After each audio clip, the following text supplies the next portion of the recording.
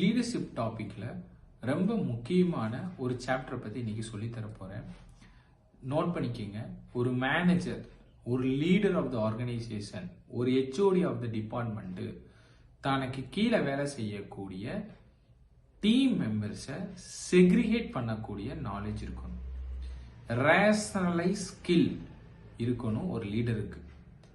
அஃபிஷியலா பீப்புளை பிரிக்கிறதுக்கு அவருக்கு நாலேஜ் இருக்கணும். Most of the manager failure ஆகிற காரணமே அவங்க டிசிஷன் மேக்கிங்கில் திங்கிங் பேஸ்ட் டிசிஷன் மேக்கிங் பண்ணுறனாலேயே நிறைய ஃபெயிலியர் ஆகிருக்காங்க. அதே ஃபீலிங் பேஸ்ட் டிசிஷன் எடுக்கிறவங்க நிறைய தவறுகள் பண்ணி எமோஷனலாக ஃபெயிலியர் ஆகிட்டே இருக்காங்க. ஆனால் திங்கிங் பேஸ்ட் டிசிஷன் மேக் பண்ணுறவங்க எவ்வளோ ஃபெயிலியர் ஆனாலும் அதிலிருந்து மீண்டு சக்ஸஸாக பயணிப்பாங்க. அப்போ ஒரு டிசிஷன் மேக்கிங்கை ரெண்டு பார்ட்டாக பிரிக்கிறோம். Thinking based and feeling based. Emotional decision மேக்கிங்கிறது feeling based decision making. Thinking based decision மேக்கிங்கிறது ரேஷனலைஸ்டு டிசிஷன் மேக்கிங். ஒரு லீடருக்கு இன்னைக்கு சொல்லக்கூடிய டாபிக்ல பார்த்தீங்கன்னா தன்னோட டீம் மெம்பர்ஸை எத்தனை கேட்டகரியாக பிரிக்கலான்னு. First category high performer team. Second category medium performer. மூணாவது category low category. So high கேட்டகரியில் 3 டைப்ஸ் இருக்கு. First type potential performer, second future performer, consistence performer. இந்த 3 கேட்டகரி பர்ஃபார்மரை பற்றியும் நீங்கள் கவலைப்படவே தேவையில்லை. அவங்க பாட்டு அவங்க பர்ஃபார்மர் எக்ஸலண்ட்டாக பண்ணிட்டு இருப்பாங்க. நீங்கள் இவங்களுக்கு சப்போர்ட் பண்ணி மோட்டிவேட் பண்ணி என்கரேஜ் பண்ணி ரைட் டைரக்ஷன் கொடுத்தாலே இவங்க அடுத்தடுத்த வெர்ஷனுக்கு மூவ் ஆயிடுவாங்க. உங்களுக்கு சக்ஸஸ் கொடுப்பாங்க. இவங்க கிரேட் சக்ஸஸராக வருவாங்க. கல்ச்சர் ஆல்சோ குட்டாக இருக்கும். டிரான்ஸ்பரன்சியாக இருப்பாங்க. ஸோ இவங்களை நீங்கள் நோட்டிஃபை பண்ணி செக்ரிகேட் பண்ணி new project new value program கொடுக்கும்போது இவங்க அடுத்தடுத்த வருஷம் சக்ஸஸ் ரிசல்ட் கொடுப்பாங்க. மானிட்டரிங்கும் ரிப்போர்ட்டிங் சிஸ்டத்தையும் 100% ஸ்ட்ரப்பனாக நீங்கள் ஃபாலோ பண்ண வேண்டியது உங்களோட ரெஸ்பான்சிபிலிட்டி. சரி, மீடியம் லெவல் பர்ஃபார்மரில் இன்கன்சிஸ்டன்ட் பர்ஃபார்மர் இருப்பாங்க ஒன்று, கீ பர்ஃபார்மர் இருப்பாங்க, கரண்ட் பர்ஃபார்மர் இருப்பாங்க. கரண்ட் பர்ஃபார்மருக்கும் கீ பர்ஃபார்மருக்கும் இன்கன்சிஸ்டன்ட் பர்ஃபார்மருக்கும் நீங்கள் நோட் பண்ணாவே தெரியும். இவங்க நல்லா வேலை செய்யக்கூடிய ஏரியாவில் முக்கியமான ஏரியா ஒர்க்கெல்லாம் பண்ணக்கூடியவங்க தான். ஆனால் இவங்கள மானிட்டரிங்க இன்கன்சிஸ்டண்டாக வேலை பண்ணக்கூடியவங்களா இருப்பாங்க. ஆனால் நம்ம மானிட்டரிங் பண்ணுறோம், இவங்களை கண்ட்ரோல் பண்ணுறோம், ரிப்போர்ட்டிங் ஃப்ரீக்வெண்ட்டாக ரெகுலராக ஃபாலோ பண்ணுறோம் அப்படிங்கும்போது இவங்க பர்ஃபார்மன்ஸ் கரெக்டாக வந்துடும். அதே மூணாவது கேட்டகரி பீப்புள் என்னன்னு பார்த்தீங்கன்னா டேலண்ட் ரிஸ்க். ஆவரேஜ் பர்ஃபார்மராக இருப்பாங்க ரெண்டாவது கேட்டகரி. ஹை பர்ஃபார்மர் கல்ச்சர்லி புவராக இருப்பாங்க. ஒரு வேலை கொடுத்தீங்கன்னா மடார்னு பண்ணிடுவாங்க, ஆனால் அடுத்தவங்கள ஸ்பாயில் பண்ணிடுவாங்க. ஸோ இவங்க 3 பேரையும் நீங்கள் ஐடென்டி பண்ணணும். மொத்தம் 9 டைப் ஆஃப் பர்சனை நம்ம டீமில் பிரிக்கணும். பொட்டன்சியல் பர்ஃபார்மர் அப்படின்னா அவரை அதுக்கு நேராக எழுதி வச்சிடணும். இவங்க பொட்டன்சியல் பர்ஃபார்மராக இருக்காரு, இவரை ஃபியூச்சரில் நம்ம நிறைய இடத்துக்கு யூஸ் பண்ணிக்கலாம்.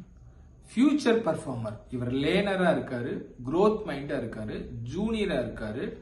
இவரை எப்படி நம்ம மென்டரா கோச் பண்ணி இவரை ட்ரெயின் பண்ணி ஆஸ் அ கோச்சா ஃபியூச்சருக்கு கொண்டு வரலாம் அப்படின்னு அவர் அந்த கேட்டகரியில் வச்சிருவாங்க. கன்சிஸ்டன்ட் பர்ஃபார்மர் கவலையே பட தேவையில்லை.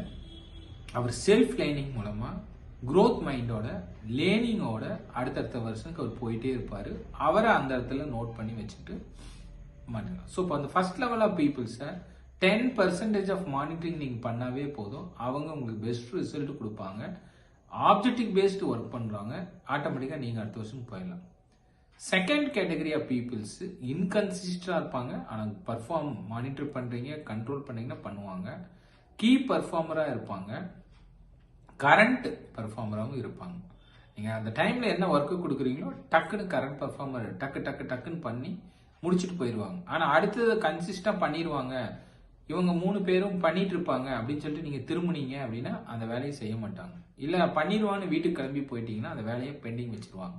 ஸோ அப்போ இந்த 3 கேட்டகரி பீப்புள்ஸும் கண்ணு முன்னாடி வச்சு ஒர்க் பண்ணி நீங்க ஒர்க் வாங்குறீங்க அப்படின்னா நீங்க அடுத்த வருஷனுக்கு போயிடலாம். அடுத்தது 3 கேட்டகரி சொல்லியிருக்கேன். Talent, risk category, average performer, high பர்ஃபார்மர்ல கல்ச்சர்லெஸ் பர்சன்.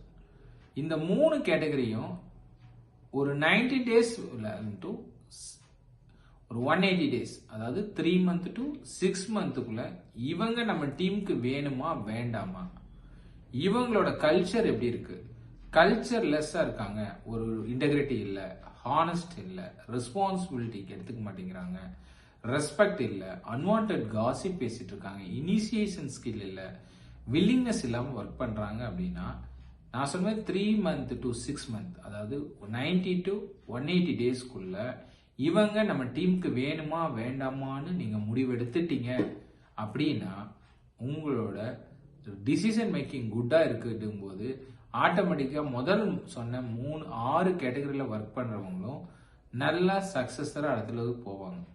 இந்த 3 கேட்டகரியிலையும் நமக்கு வேணுமா வேண்டாம் முடிவெடுக்காம விட்டீங்கன்னா முதல் சொன்ன 6 கேட்டகரியில வேலை செய்யறவங்களையும் இவங்க 3 கேட்டகரி ஸ்பாயில் பண்ணிடுவாங்க. அப்போ நீங்க ஃபெயிலியர் ஆயிருவீங்க. ஸோ அதனால team members segregation and separation is the one of the great skill of the leadership skill.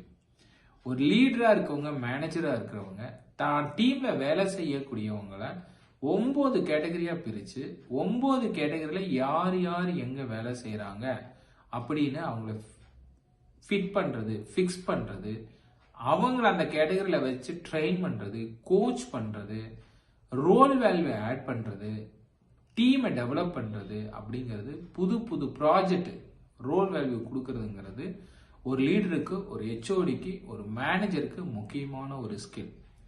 Most of the person இந்த ரேஷனல் ஸ்கில் இல்லாம தன் டீம் மெம்பர்ஸை பிரிக்க முடியாம ஃபெயிலியர் ஆயிடுவாங்க. நமக்கு கீழே வேலை செய்யற பர்சன் என்னென்ன கேட்டகரி, என்ன ஸ்கில் இருக்கு அப்படின்னு தெரிஞ்சாதான் கொலாபரேட்டிவ் ஸ்கில்ஸ்ல நீங்க அடுத்த வருஷனுக்கு போக முடியும். உங்களுக்கு லீடருக்கும் மேனேஜருக்கும் கொலாபரேட்டிவ் ஸ்கில்ஸ் இல்லை அப்படின்னா நீங்க அடுத்த வருஷனுக்கு இவங்களை யாரையும் நீங்க செக்ரிகேட் பண்ண முடியாது. இப்போ உங்ககிட்ட collaborative skills as a manager, leader இருக்கு அப்படின்னா இதுல ஹை பர்ஃபார்மரை எங்க யூஸ் பண்ணலாம், எந்த டிபார்ட்மெண்ட்ல யூஸ் பண்ணலாம். உங்க அண்டர் இருக்கக்கூடிய 5 டிபார்ட்மெண்ட்ல ஜாப் ரொட்டேஷன் போட்டு நீ இந்த டிபார்ட்மெண்ட்டை வெரிஃபை பண்ணி சொல்லு, இந்த டிபார்ட்மெண்ட்டை நீ ஆடிட் பண்ணி சொல்லு, இந்த டிபார்ட்மெண்ட்ல நீ ஒர்க் பண்ணு அப்படின்னு சொல்லி you are giving a training and educations ஆப்பர்ச்சுனிட்டிங் போது அவங்க ரொம்ப அழகா யூஸ் பண்ணுவாங்க.